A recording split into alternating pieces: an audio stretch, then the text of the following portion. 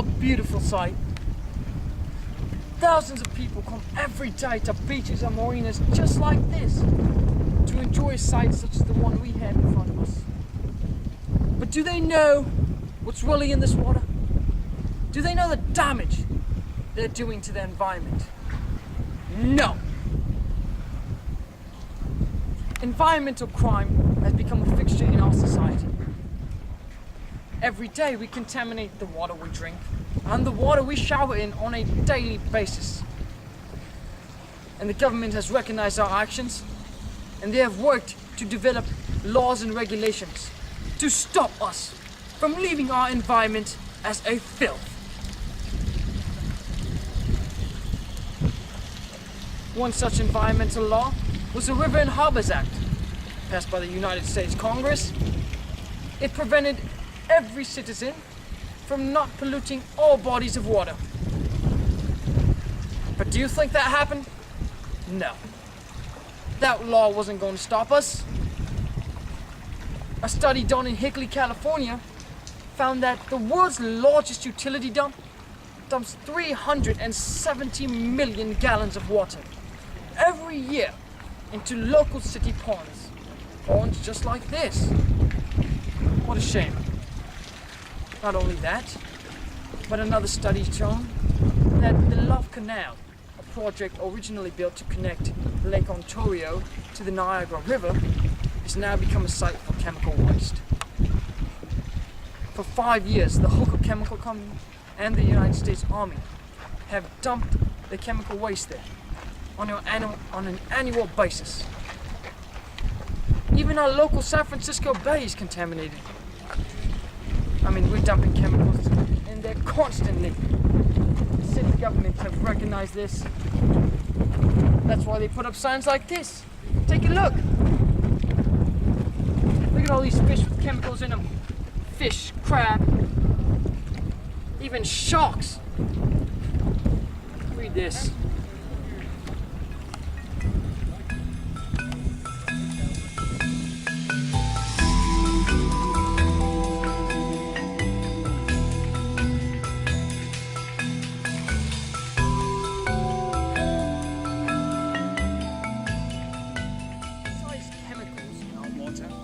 Trash has become a major issue. Here at the Martinez Marina, where all these boats reside, you could see the type of care the owners of these boats take of this water. I mean, take a look here. Somebody dropped their bloody sock. Their bloody sock in the water? Are you kidding me? Oh my goodness. Oh my. Oh, they even have the audacity to drop oil in the ocean? Now that's a bloody crime. They should get in trouble for that. But besides trash, runoff has become another major contributor to ruining our waters. When people leave trash and harmful chemicals near their homes, or on roads, or any place around them, and then when it rains, that rain's gonna bring all that harmful material straight into the water, and it's gonna ruin it. It's gonna ruin it, I tell you. But water, that's just one of the victims of environmental crime. Air is another one. Take a look there. Those refineries, those are weapons of mass destruction. Why? Why would you want to contaminate the water with trash? 3.4 million people die each year from a water-related disease. That is almost the entire city of Los Angeles. But air pollution is doing its fair share of damage as well. The rising levels of air pollution in Beijing has brought about its own disease. Air pollution has its own disease, known as the Beijing cough. All this right here, it's all pollution. These refineries, found in cities all over the nation, are only hurting us. They're contaminating the same air that we breathe. They're putting in carbon monoxide, carbon dioxide, nitrogen oxide, and sulfur oxide, and other hydrocarbons into our atmosphere. Those all could be detrimental to our health. And that's why we must put an end to it. We must stop the pollution to our air, or at least limit it, for the Lord's sake. These refineries are destroying our atmosphere. Our atmosphere is not in the condition it once was. Our ozone is deteriorating. We're putting hazardous chemicals into our ozone every day, as the ones I mentioned earlier. It's literally putting a hole in the ozone. Gas tanks and refineries, those are the major contributors. But besides those, acidic rain also creates an array of problems. When refineries turn this gas into hazardous material that they release into the atmosphere, the rain that comes down will mix with that hazardous material and then go into the oceans and other bodies of water and harm the creatures in there and decimate species of plants. And many animals are the ones that which we eat. So essentially, we're only doing ourselves harm. But the Clean Air Act worked to improve these conditions. Passed in 1970, it limits the amount of chemical waste that we can put into the air, hoping that we can improve the condition of our atmosphere. But, the ultimate goal is to stop pollution into the air. But that's impossible. The most we can do is limit it. As environmental crime continues throughout our world, the effects are shown in nations' economies. The environmental crime of polluting the air has caused an economic dent in many countries.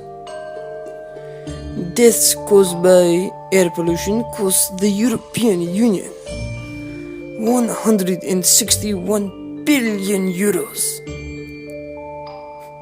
But the land pollution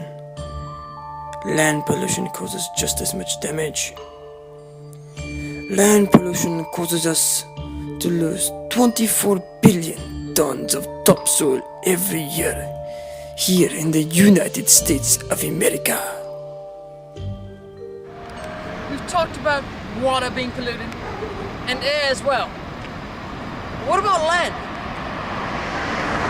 Land gets just as polluted as the other two. Take a look here. Look at all this trash. These people living here, they don't give a bloody darn about their environment. Throwing cigarette packs, coffee cups, plastic bags, all over the place. In fact, 200,000 tons of wasted edible food and 1 million bushels of litter from automobiles. Of that, only 2% is actually recycled. The rest is waste and dumped somewhere. But the government recognizes all this. That's why they've put in place environmental laws for littering. If you litter, you can pay anywhere from $100 to $1,000 in fines. And for your first conviction, you're gonna have to serve 8 hours of cleanup service. And there's a maximum of 24 hours. So, there's a lot of trash to clean up in 8 hours. Take a look around your street. Tell me how much trash you see in your entire city. I bet there's plenty. This goes to show our environmental laws not effective enough. Something must be done. They must be enforced. Thank you, Mr. Wade Oliver, for displaying for us the harmful actions of our citizens. This is Uber Shizelnov reporting, and now we send it over to Sheriff Billy Bob Joe, who will detail for us exactly how he enforces the environmental laws. Donuts in Delhi. Real darn good place, man. I'm telling you. Got the best donuts? The best there is, the best there was, the best there will ever be. Alright, well, let's get back on topic. As far as Ford and their recent actions with pollution, how do you think that should be dealt with, or how have you dealt with it? Ford, find those guys over $3 million for polluting our air with defective pollution. We don't deal with that stuff. That's why we put in the Pollution Prevention Act. That prevents people like Ford from ruining our environment. I mean, there's a limited type of stuff that they could do. And Ford crossed the line. We even have the Office of Pollution Prevention and Toxics, the OPPT. They manage programs that like to release oxygens into the air and other gases so that the things aren't too harmful. I mean, we understand you gotta do what you gotta do, but come on now. Put a limit on yourself. Alright, so waste and just cleanup in general, like chemicals, how should that be dealt with? Well, we put in place the Waste, Chemical, and Cleanup Act that actually makes sure that people clean up after themselves if they're going to put waste and toxins into the air. I mean, ain't nobody's mama going to be running after them telling them to clean their stuff up. We all big boys over here. Alright, so earlier in this documentary we talked about refineries and all that, so how do you feel like the fuels they use, like the burnable fuels, how cleaning that up, how should that be dealt with? Well, for that, we have the Chemical Safety Information, Site Security, and Fuels Regulatory Relief Act that deals with flammable fuels and makes sure that we have an in-depth analysis of refineries and other sites before they go to work. We want to make sure that not putting in deteriorating chemicals into our air. So that's why we perform analysis and have rules and regulations to the type of stuff that they can put in to our atmosphere. Alright, so we've talked about regulations and laws put in place, but actual enforcement, how are you guys dealing with that? Well, see, that's what I'm here for specifically. See, we from the EPA, the Environmental Protection Agency, we enforce the requirements under the Resource Conservation and Recovery Act, the RCRA, as I like to call it. It regards the safe handling, treatment, and storage, and also the disposal of hazardous waste. I mean, people these days just don't have a darn clue as what they should do. Throwing things around like it's their backyard. That ain't okay. That's why we're here to enforce it. And if fines, cleanup service, and dare I say jail time is necessary, so be it. Alright, so we both know that we aren't here forever, we're all here for our children to carry on. So, how do you feel about our children and how they're going to have to deal with future problems with pollution? Well, as the previous gentleman mentioned, the harm that we're doing to our environment, I mean, it's only harming us. I mean, we've contaminated the air that we breathe, the water that we drink, and the foods that we eat. So, I mean, harming ourselves, yeah, but I mean, think of the children. For the children, we put in the Protection of Children from Environmental Health Risk and Safety Risk Act. See, in that, we make sure that we enforce what type of food is being put on sale and what type of water is being processed. We don't want our children, our future, we don't want them to be having to eat contaminated food or water with hazardous chemicals. We can't be dealing with that. So that's why we put in that act to hopefully prevent such things and take care of our children, and hopefully they can learn from the mistakes that we've made. Right. Hopefully. Hopefully. Well, I'd like to thank Sheriff Billy Bob Joe for sharing his time, and continue to do the work that you do out there. Well, thank you, Mr. Walker. It was a pleasure. It was a pleasure meeting you too.